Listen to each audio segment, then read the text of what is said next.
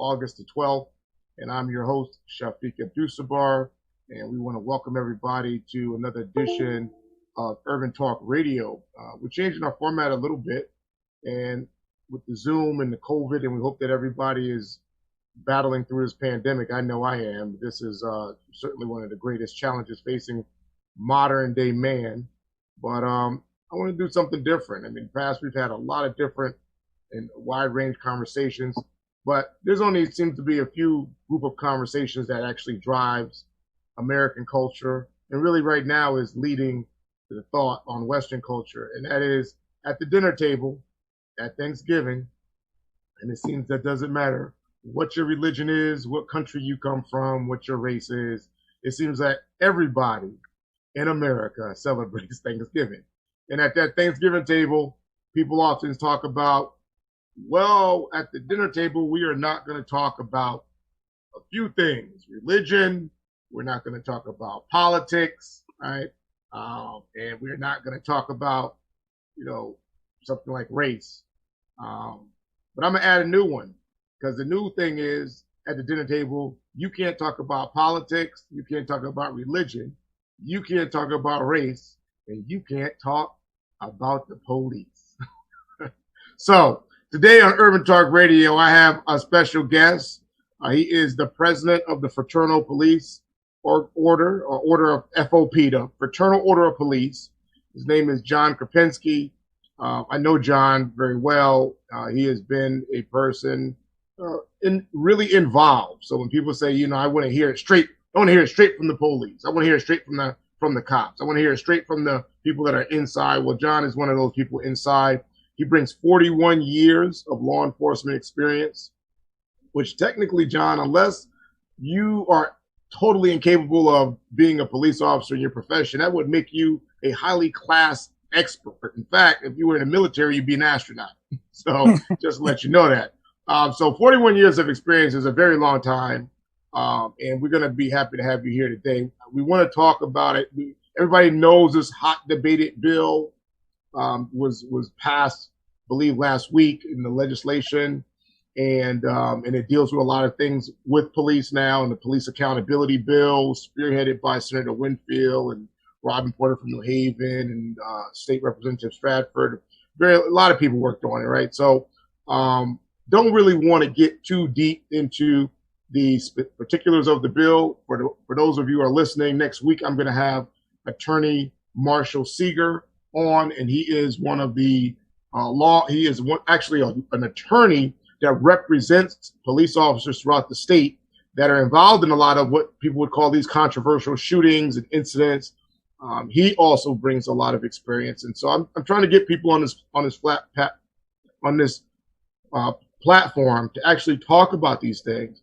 And it's not a situation of me being here trying to Jesse Jackson word expertise, okay? Trying to expertise, from my own point of view. So if you want to tune into this show this morning, we are on Zoom. You can log on to newhavenindependent.org, or you can log on to Facebook at Bold Minds and issue your comments, or you can hit us up on Twitter at Bold Minds.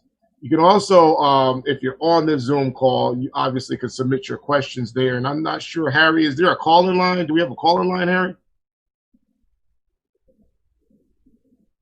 Harry, you there? I don't know where Harry went. Okay, so we hope that everybody joins and tunes in. So without further ado, John, why don't you give us an introduction? Tell us about you, John. Shafiq, thank you for having me today. My name is Johnny Krupinski. Like Shafiq says, I've been around 41 years. I've worked in almost every unit that exists. I've had a pretty good career. My last few years, for the last 6, I've been the president, Connecticut State President of the FOP. One of the things that I've done throughout my career, I had the opportunity to work in narcotics for 20 years. My 20 years in narcotics, I spent a lot of time in the urban areas, housing projects, meeting people and dealing with people on a man-to-man level, not a police to citizen level. And, that's really important to me. we at the FOP have done numerous things to reach out to our community. Things like Christmas time. I show up with 600 presents that the FOP provides me for free. I bring these to the projects. These are kids that wouldn't have a Christmas, not to get an extra present. During the summer when they have their cookout, the FOP shows up and I'm out there in the grill, and every year I'm burned to a crisp in the sun because there is no shade there, but I'll bring 600 burgers and dogs. So my involvement with the community is one-on-one. We have personal relationships. And in Danbury, I'm very proud of all the things going on in the world. We actually have a very, very tight and solid relationship between the police and the community. So, John, thank you. So I have a question, John. So I did 21 and a half years, 21.6 years in out the door. How you did 41 beyond amazes me, bro, to be honest with you. If I did 41 years, I would be like Han Solo, frozen in carbonite in The Empire Strikes Back when they took him to Jabba the Hutt. 41, and I'm upset because I'm going to have to leave come June 30th, thanks to our illustrious legislators. I expected to do another 4. That was my game plan, and do 4 more, and then at 62 be out and done. But there's no way I can stay and work under these rules. Okay, so that's what it gets. Let's get to the meat of it all. Let's get to the meat of it all. So the meat of it all is, I came on in 1996. And in 1992, then President Bill Clinton, they put together the crime reform bill, or the Crimes Act bill. Yeah. We better know it now as the federal bill that pretty much capitalized. In terms of capitalized, I mean added money, infused money into the concept of community policing. Now, community policing under the Crimes Act bill took on a lot of different forms for the people that are listening. It was not about, having a cop at your door to give you an ice cream cone and wave to your grandma. It was about putting 150,000 cops on American streets. I think it was like 150,000 or 600,000 you wanted to put throughout the United States. It was 600,000 throughout the United States. You wanted to put more police officers on the street. This was as a result of the war on crime, right, or the war on drugs, as it was better established. Some of those police departments, that money came to Connecticut, for instance, and many of the suburban departments at that time, now I'm talking 94, 96, 98, many of those departments took that federal money. Some of them upgraded their SWAT teams. Some of them bought K9 dogs. Some of them bought additional guns and shotguns and different things like that. Some upgraded their IT networks. New Haven was one. I know they bought mobile data terminals, which is the MDTs, which for the people that don't understand, those are the computers, the laptops that are in the car.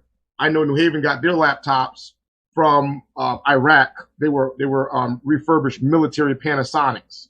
So, again, community policing meant a lot of things for a lot of people. And now you see where we are now with people are basically saying, hey, listen, broken windows is broke. Community policing doesn't work. Policing is failing America.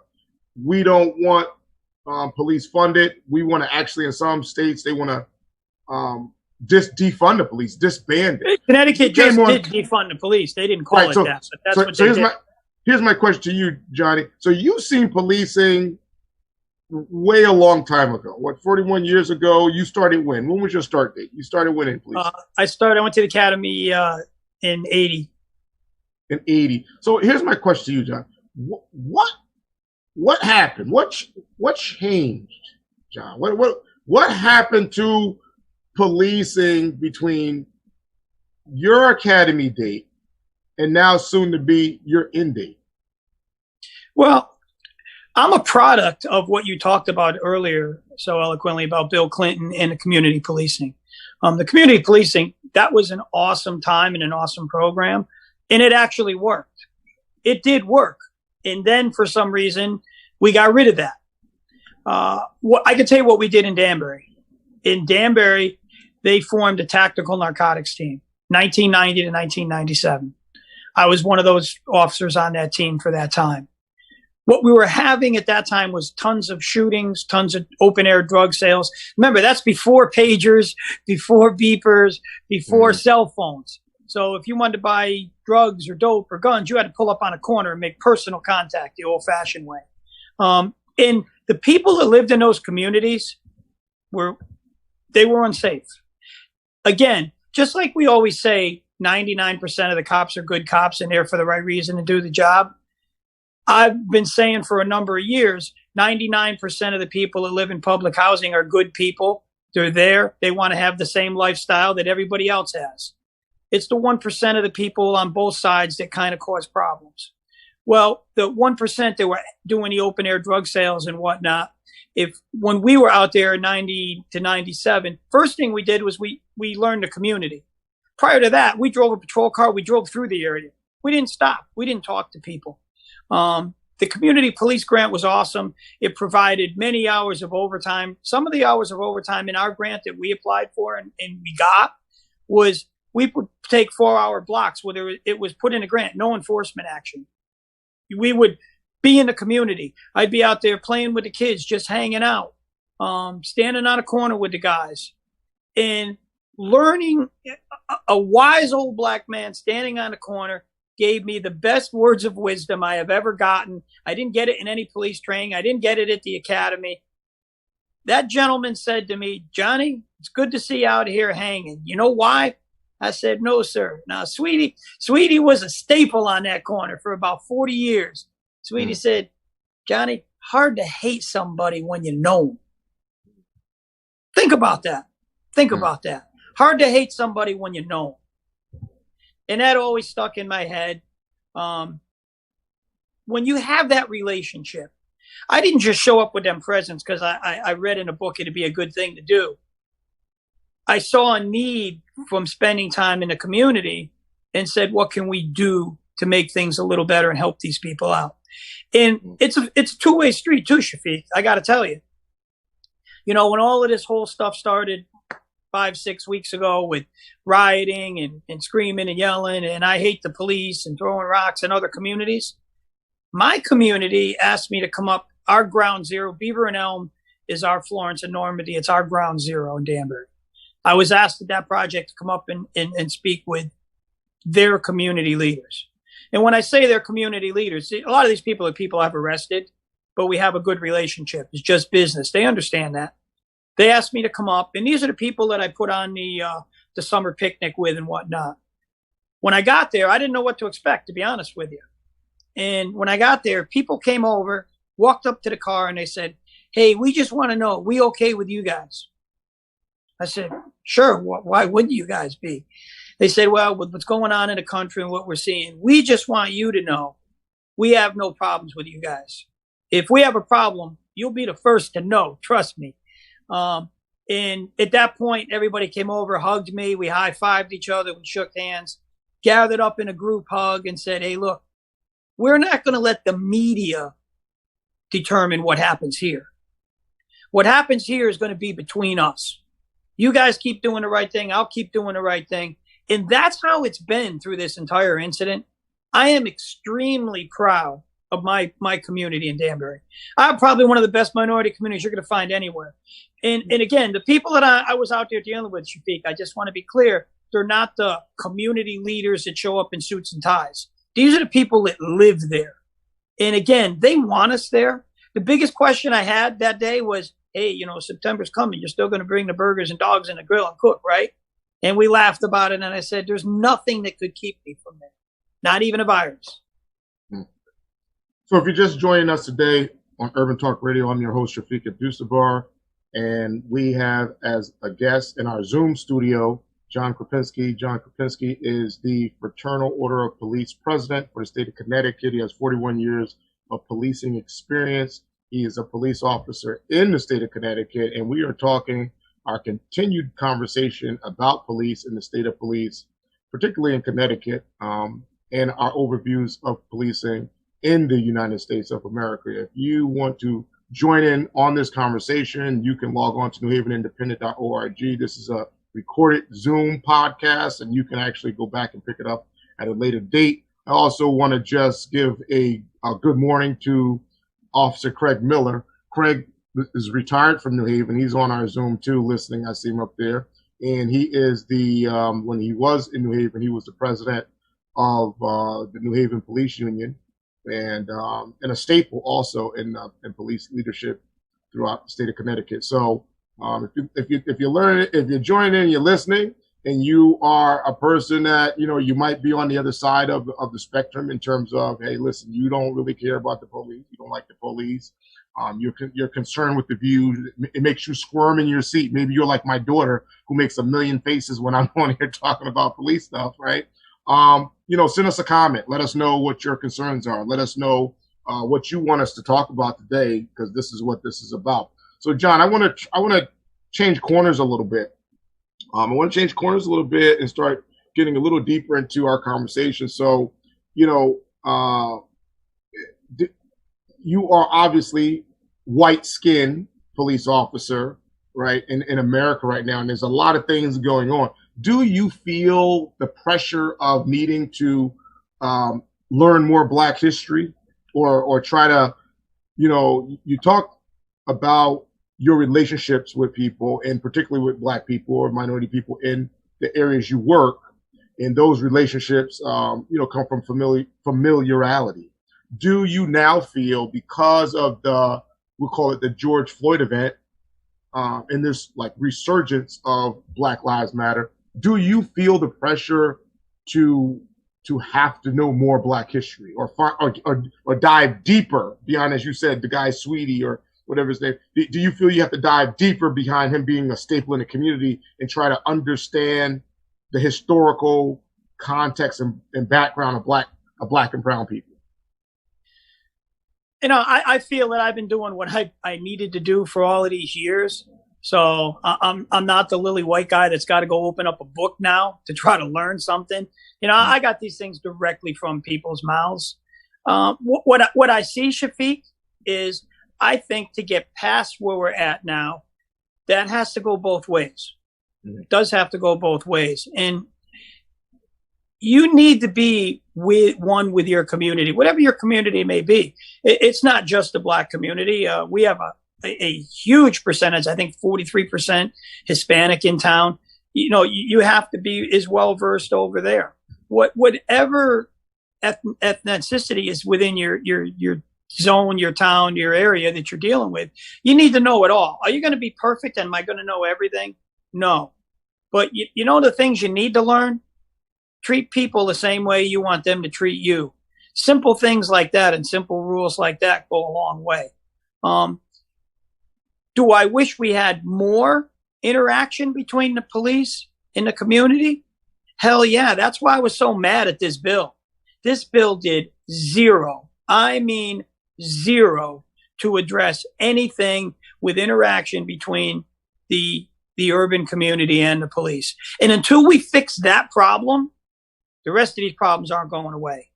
The bill was nothing more than smoke and mirrors, a feel-good bill to say, we passed something. They were like little kids on a TikTok video. I got to get mine up first. What I was most upset about, you saw my testimony when I testified for Hartford. Where is the community policing? Where is the interaction? What we do in Danbury works. If this bill is going to cost the state millions of dollars, millions, it's going to cost areas like New Haven maybe up to $1 million themselves. With there's unfunded mandates in this bill that communities are going to have to pay. I would have personally rather seen that money directed towards the types of programs, kind of like you were just talking about, me to know you and you to know me. I can give you an example of one that I sent out to our lawmakers, and they didn't even respond back. They didn't give me the courtesy to say, hey, you're an idiot. This will never work. Or, wow, this is something we'd look into. I didn't even get a response. But one of the you've been to some of the FOP conventions with me and meetings. One of the programs that the FOP has, I love, and I think it's really appropriate for these times, is a lot of departments do the Citizens Police Academy. You're familiar with that? Yes. New Haven has one. And Shafiq, who do we get at those things? We get all the wannabes that want to be a cop, that love the police, right? Sometimes, they're political. Sometimes they're politicized. They're politicized. Well, of course, all of the candidates want to go so they can say they love the police before they vote against them. But what we're not getting, Shafiq, what we are not getting is we're not getting that person of color that lives in that housing project that may have been arrested once or twice or had some poor interactions with the police or doesn't understand it.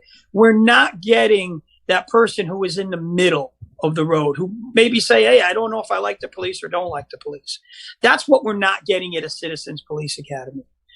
The FOP runs a program. And who generally runs those programs? Are they run by your community service guys? Mostly across the nation.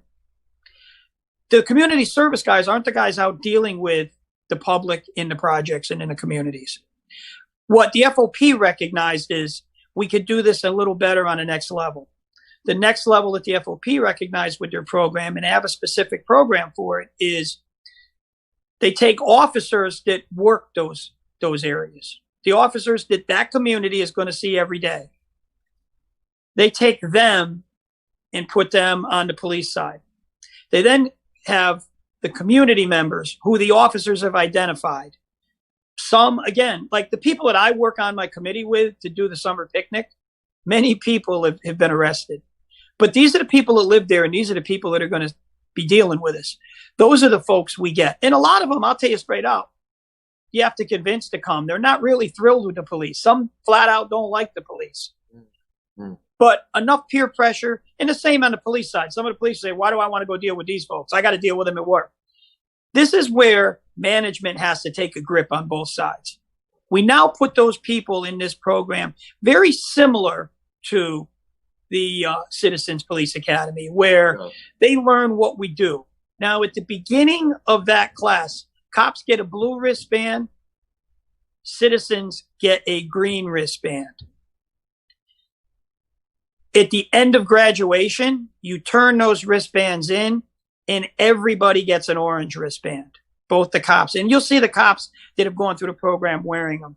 And you'll see people in the urban communities wearing them. So now two people recognize you went through. Why is it so important? Because what it does is it gives the people in the urban area a chance, besides the folks of color coming to the police station and learning about what we do. And a lot of it, when we run them through shoot, don't shoot simulators, you want to see some reactions when people get killed 2-3 times. And some of these people have been involved in shootings that we haven't been. So let me ask you this, if I could just break it for a minute, John. A few things. So I want to make sure that I leave plenty of time so we can we do talk about the public act that was passed. And I do want to address one issue you just brought up, and that is, why not have the FOP sponsor some shoot don't shoot scenarios, like in New Haven and Bridgeport and Hartford, Waterbury, so that, and make it a campaign where the community can come out and see the difficulty of it, and almost match it to, okay, so here's, okay, so Citizen Academy has a Citizen Academy, right? So why not create an academy where somebody can go and they can go to it, and then they can go to it and, get a fast run under, okay, you're faced with this danger in this situation. And here's the things that you gotta use. First, you gotta talk to them. First, you gotta back them off. First, you can't go to your gun yet. You gotta go to pepper spray and go through why not counter it and do something like that? Well, these are the programs that I'm talking about. Yes, Shafiq, I'm 100% with you on that. This is what I was hoping with my emails, that if they were really going to do a bill that had any meat and potatoes of straightening out any problems, first of all, that bill was ridiculously done in 10 days. 10 days was not enough time. They should have waited till session and said, let's do it right. But again, they didn't care. These are the things I wanted in the bill. All of these things cost money. They're going to spend money. They're spending money in this bill, big dollars, on foolishness, when we could have been spending money on things like this. So I'm 100% would support all that. That is what I pushed for that never made this bill. There's no mandatory defensive tactics training in this bill. People are upset over the way cops put their hands on people. Well, we're not training them any differently because this bill didn't address it. If you're just joining us today on Urban Talk Radio 103.5 FM, WNHHLP, I'm your host, Shafiq Abdussabur, and we are talking about the police. The police, my G. We're talking about the police. I got Fraternal Order of Police President John Kopinski, 41 years of law enforcement expertise. He's on. We're talking about policing. We're talking about the war on drugs, the changes that are happening in society. You can join this conversation live by logging on to newhavenindependent.org. This is a recorded Zoom podcast, and you can pick it up later. You can share with your friends. We're going to be up here next week talking about the police again, because this is what people want to hear, and this is what needs to be talked about. So now, John, we're going to turn the heat up on this conversation. So as you know, I'm a member of FOP, and if I never shared it with you, I was very reluctant to join when I was in law enforcement as an officer at the time, or as a sergeant or a commander, whatever. A cop is a cop, right? And part of it was I was concerned about the stigma that it in the past has held and currently kind of holds, the stigma of it and exactly what it does. I mean, it sounds like a very intimidating organization as an African-American, being an African-American officer.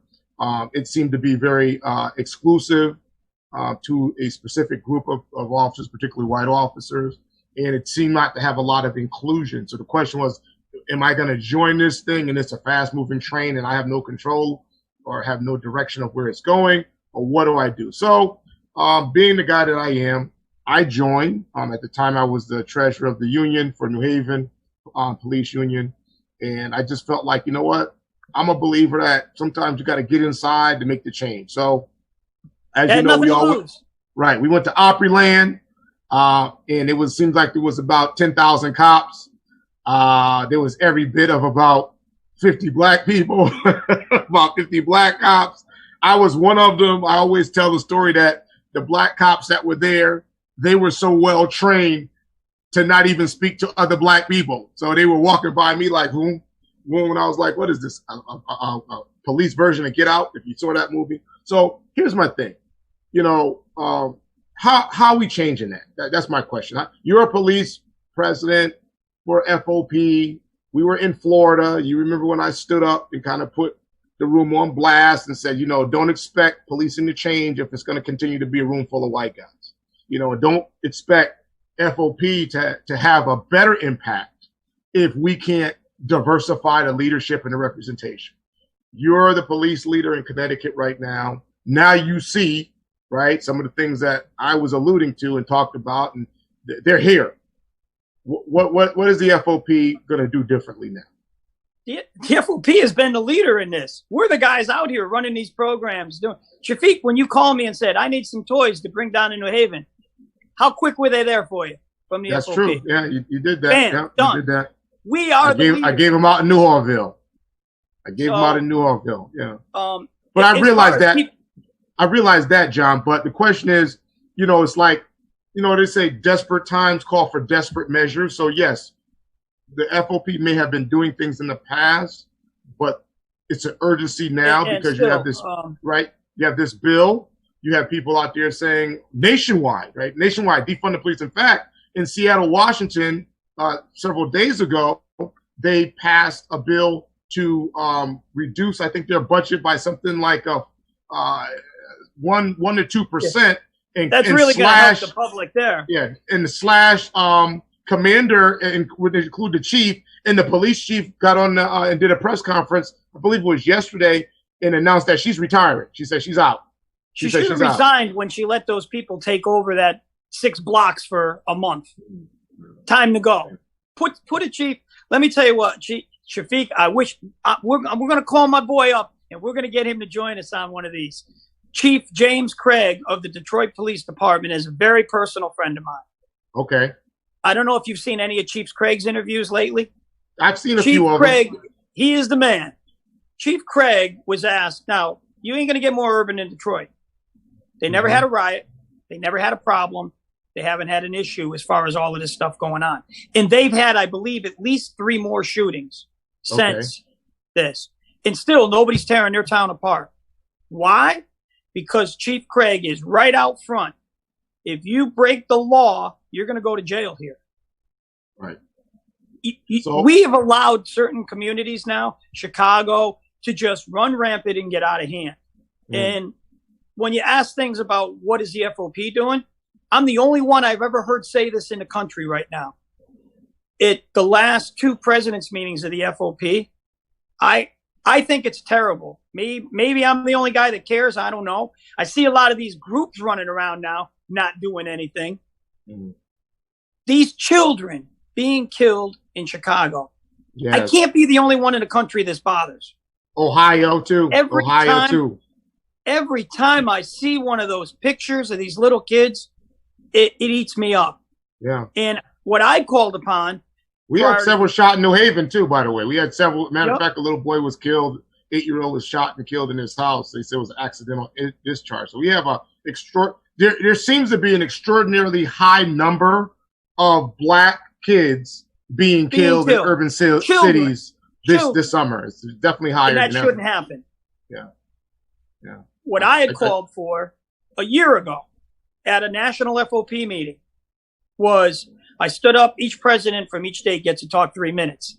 I got up and used my 3 minutes and said, guys, Chicago didn't send me to do this.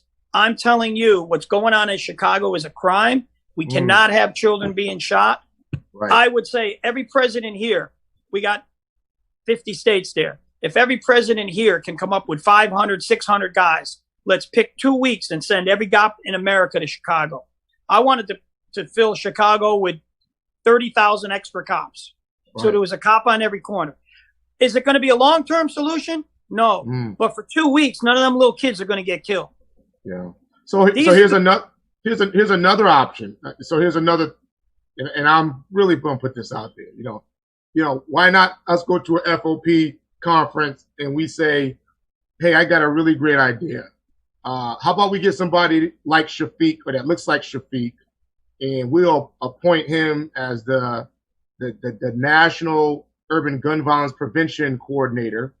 And then the guy that looks like Shafiq then creates a summer camp where we go to Chicago and take young people and take them to a camp for 3 or 4 days where they can be counseled by FOP officers. We can do the hot dogs and the thing and blah, blah, blah. And then we can, when they go back home, at least they would have had an opportunity to know what it's like to sleep 3 nights without that type of environment, right? And then had a chance to build and bond and change your perspective. So what do you think about something like that?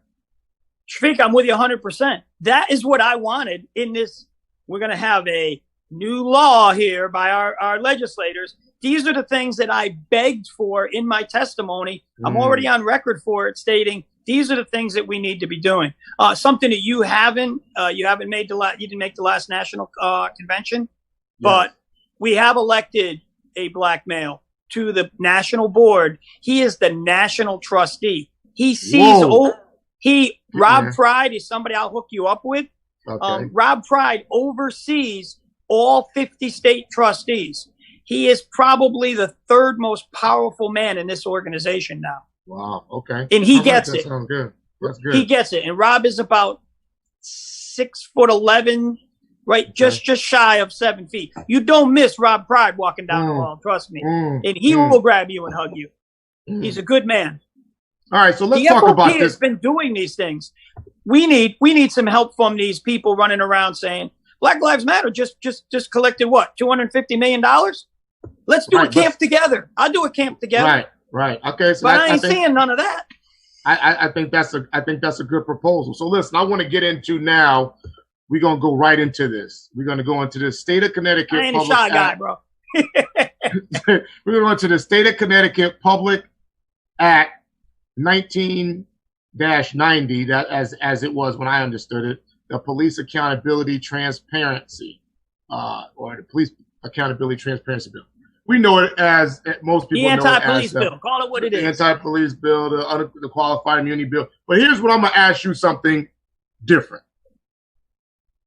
Tell me something about the bill that's good.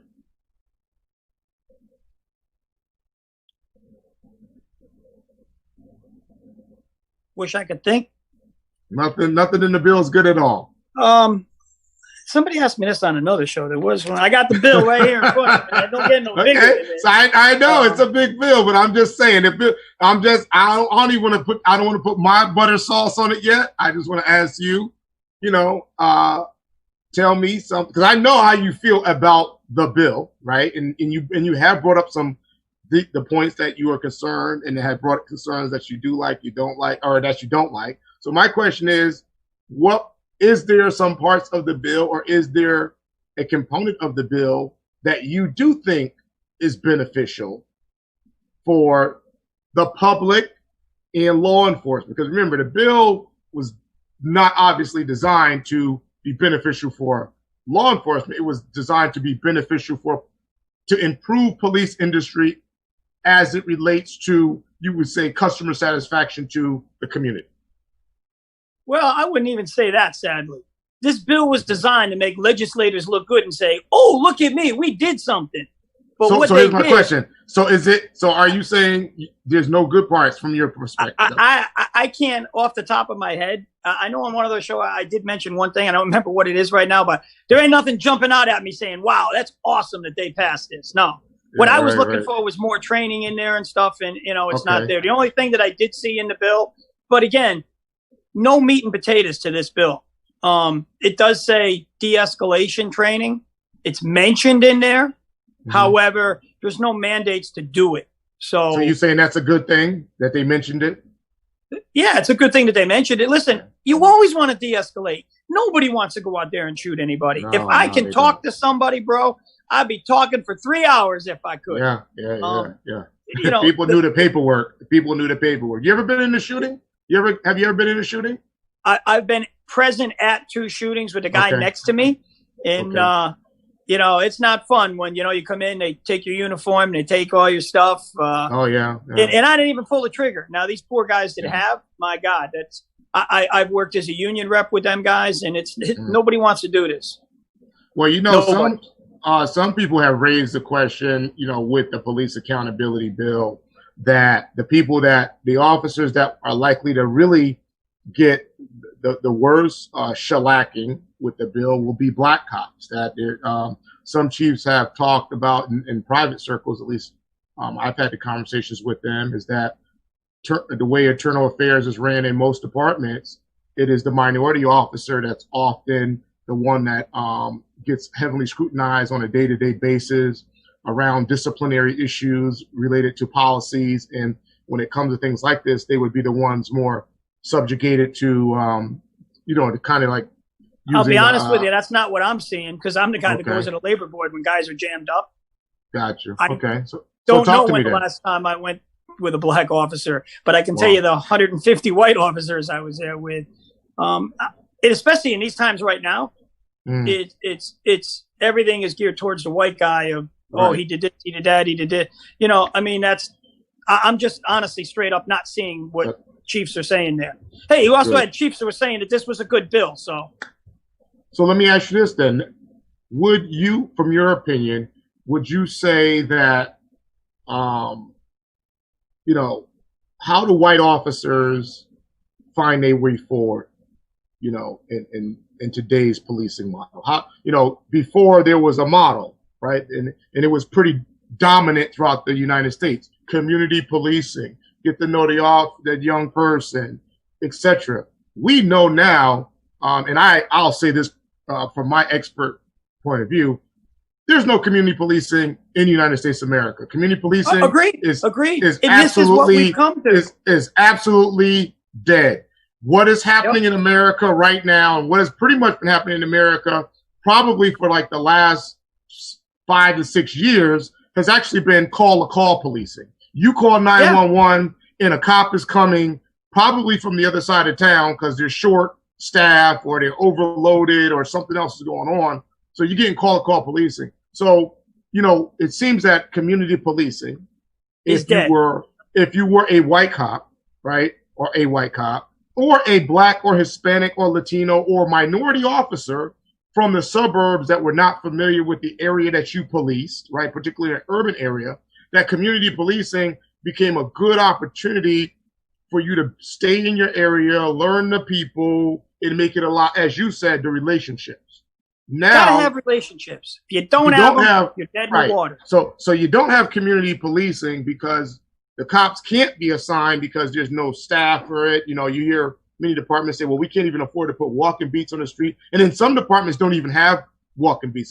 They have like an officer assigned to community something, and that officer goes to block watch meetings and the meetings at the Board of Ed or Yep. something like that. So here's my question. President Obama, under his administration, they put out a report on policing, not the 21st century report. They actually put out another report that actually talked about ways to reduce violent encounters between police and urban community. And in that report, they talked about that 75% of most urban departments are staffed, or the staffing is white men. It's normally white men. So you would think like in a place like Chicago, you'd be like, oh, it's all black cops. No, it's mostly white male cops. Or New York, no, it's mostly white male cops. Even New Haven, that's just the number. We can talk about that on another show. But here's the question. Now, those numbers not going to go nowhere. I'm a white cop. I'm from wherever I'm from. I don't have an issue with black people. Hell, maybe my wife is black, but I don't need to tell people that because I shouldn't have to lead with that, right? And now I'm coming and I'm working in a department and everybody thinks I'm racist or I got to watch everything I say. How do white cops, from your conversations with other white cops, how are white cops finding their way forward doing policing now? How are they finding their way forward? Well, let's tie this question into the bill. And this is why this bill is bad for people of color in their communities. Based upon this bill, we can be sued for anything now. Officers, you got two types of cops, Shafiq. You know them. You got the lazy cop who does what he barely has to get by. He gets sent to a call. He goes to a call. He answers his call. He does his paperwork and he drives around and sees nothing. You have the proactive cops that are out there trying to help their community by making gun arrests, drug arrests. These are the guys that keep a lid on the community. These are the guys taking guns off the street. These are the guys stopping shootings. Now, under this, because you can be sued for just about everything, nobody is going to take that proactive approach anymore. We're going to be like firemen now. We may as well sit in a station, wait for a call and go answer it and go out there. When we stop proactive policing, and that this bill kills proactive policing. This wasn't taken into account. You know, the people it's not the people who live in the rich areas in the urban community with their gated fences that suffer. It's the people who live in the urban areas and the housing projects that suffer, because that's where guys show up with guns and drugs. And now when we don't have that enforcement to suppress that, it's going to go back. It's going to be way worse than it is now, where these little kids can't even go outside to play. It's going to be terrible. This terrible bill made policing terrible, but made living terrible for people in urban communities. That's what really, I got to watch what I say. We're live here. That's what really upsets me, is that these things weren't taken into consideration. They try to sell this bill as we're helping the black community. This bill destroys the black community and crushes it. It makes the black community less safe. So, you mentioned two types of officers. The lazy officer just does calls for service, sticks his head or her head back into, the car and just does their thing. The officer that's out there proactive. And I would add and modify that and say that I think what the community is pushing for now is they want a third type of officer. And the third type of officers they want is the officer that you described earlier on the call, right? The officer who is consciously thinking that during Christmas time, I need to partner with a outside agency or organization and get gifts for people in the community. The officers that's thinking, you know what, Thanksgiving is going to be coming up and it's COVID. We're going to have to go beyond a turkey drive. People need other resources. The officer that's thinking about, you know what, the little boy that did get killed, I couldn't stop him from getting killed, but maybe it's my day off and I'm just going to check in the house and bring some food or something like that. So I think that what the community is looking for, and we know that sometimes information, obviously, when it's given to elected officials and other people, it gets synthesized. But I can tell you from the thousands of conversations that I'm having with people, that's what people want. They want that third type of officer, but they don't want to give up the second one either. They still want that third type of officer that can come and bring you a gift and a present and know your grandma's name and maybe even help you change a tire. They want that officer to be able to do that, but at the same time, they want that officer to know that down the street and around the corner, 3 blocks from there, is whatever's going on, and we need to shut that down because we don't need that bullet or we don't need such and such going on. So I think that the challenge for all of us right now is, how do we transition law enforcement into that third area? And me and Craig talked about this last night for a very long time, which is, it appears that all that responsibility is being put on a patrol officer, on a rank and file patrol officer. And, in shows to come, maybe I even write a little something on it. A patrol officer is a doer.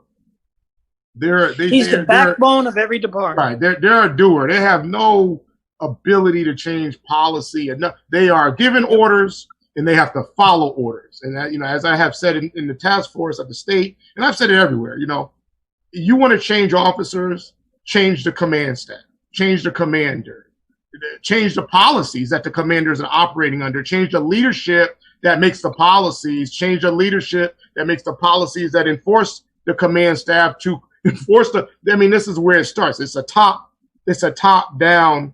But if you look at this bill, the bill did nothing to address the top. It addressed the poor guy working on the street. It just told that guy, don't do anything, because if you do, you're going to lose your house. You might even go to jail. You can't even shoot back now in some instances.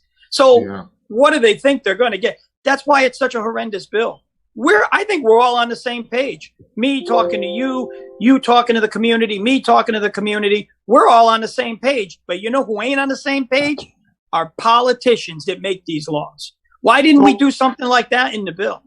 Right. So I begged. You saw my testimony. I begged for community policing and training, and neither one of them made it. So here's my takeaway, and then we're gonna close out in like maybe 2 minutes. So my takeaway would be that one, John, that you continue to have these powerful conversations, and certainly, I don't have to tell you, write down the ideas, let's work together with everyone and try to bring these things to the table, because I think everybody's scrambling.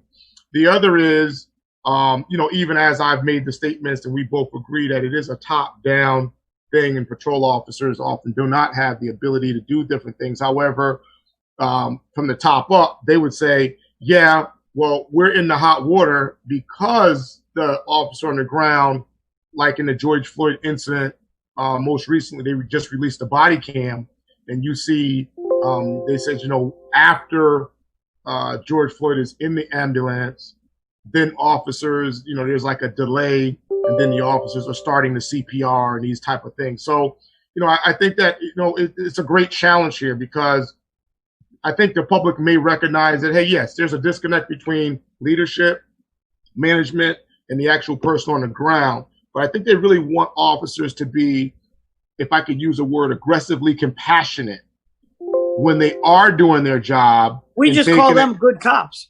Right. And take into account that when you when you are in a situation like the George Floyd thing, which should have never, I didn't get into that one, but that should never happen. That cop is a cornball. That should have never happened. And, he was a cowboy, showing off in front of these other new cops. And, hey, listen, if I could tell a new cop out there anything, is it worth your soul? That's what I'm going to say to you. Is it worth your soul? Because those cops, I'm guarantee you, they see George Floyd every night before they go to bed. And they can't control the dream that they have when they sleep. So, that's what you got to ask yourself, because it ain't TV. It's not TV. So here's the deal. They tell me I got 30 seconds. John, give me a takeaway. Give me a takeaway for them. Close out the show. Well, I think we're all on the same page. We need more community involvement between the two. I'm happy as an FOP leader to be the catalyst for that. I'll do whatever I can to to bridge that gap. Shafiq, you guys are going to have pretty soon your own lodge in New Haven. Let's make things happen. Yes, we are. We will. I'm very proud of the lodge too. We actually will have, and I'm put out there, we will have one of the most diverse lodge leadership probably in the country. So I'm really looking forward to see what we can bring to change. Right, what we can bring to FOP, and I'll wait and talk about that more when I can actually get the new president of the New Haven chapter of the FOP online, and we talk about that. If you're just tuning in to us today on Urban Talk Radio and you keep seeing me doing this, I got ate up by about 1,000 mosquitoes and they're killing my leg. But if you just joined us on Urban Talk Radio, our show is about to close. It's a recorded podcast. You can listen to this show again on newhavenindependent.org. We appreciate you tuning in. This is my regular scheduled show now. I took over mornings with Mubarak. She retired, so I got her 11 o'clock spot every Wednesday. I will be on this show every Wednesday. I can't leave the country because of COVID, so you won't be seeing me go nowhere. So I'll be here. We'll be talking about policing. I will have John back. John, thank you. John is the president of the Fraternal Order of Police Connecticut, 41 years of experience in policing, and he's told us everything he's done. And if you want to hear more, you can log on to the show. I got my producer in the back, Harry.